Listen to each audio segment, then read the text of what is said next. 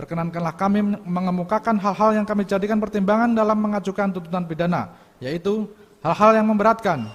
Terdakwa merupakan perwira Polri yang seharusnya mempunyai pengetahuan yang lebih, terutama terkait tugas dan kewenangan dalam kegiatan penyidikan dan tindakan terhadap barang-barang yang berhubungan dengan tindak pidana.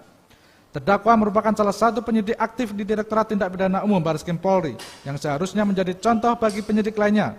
Namun malah terdakwa turut serta dalam perbuatan yang menyalahi ketentuan perundang-undangan dan mengakibatkan terganggunya sistem elektronik dan atau mengakibatkan sistem elektronik menjadi tidak bekerja sebagaimana mestinya. Hal-hal yang meringankan.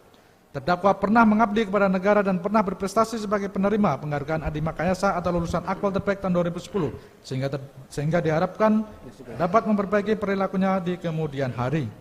Terdakwa bersikap sopan selama dalam persidangan dan terdakwa masih muda serta mempunyai tanggungan keluarga.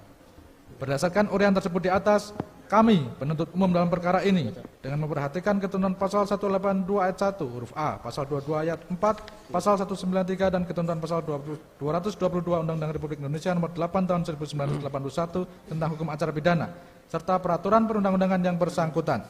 Dilanjutkan. Menuntut Majelis Hakim Pengadilan Negeri Jakarta Selatan yang memeriksa dan mengadili perkara ini memutuskan: 1.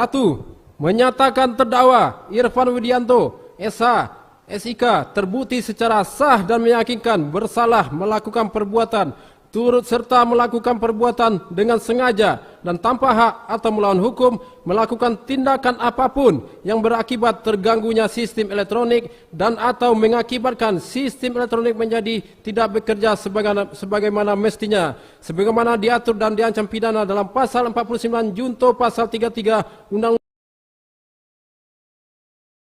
Nomor 19 Tahun 2016 tentang perubahan atas Undang-Undang Nomor 11 Tahun 2008 tentang informasi dan transaksi elektronik, junto pasal 55 ayat 1 ke 1 Kitab Undang-Undang Hukum Pidana sebagaimana dalam dakwaan ke-1 primer. 2. Menjatuhkan pidana penjara kepada terdakwa Irfan Widianto SH SIK selama 1 tahun penjara dikurangi selama terdakwa berada dalam tahanan. 3. Menjatuhkan pidana denda kepada terdakwa Irfan Widianto SH SIK sebesar 10 juta rupiah subsidiar 3 bulan kurungan. 4. Menyatakan barang bukti berupa dari poin 1 sampai poin 55 sebagaimana tertuang dalam tuntutan ini dikembalikan kepada jasa penuntut umum untuk dipergunakan dalam perkara lain.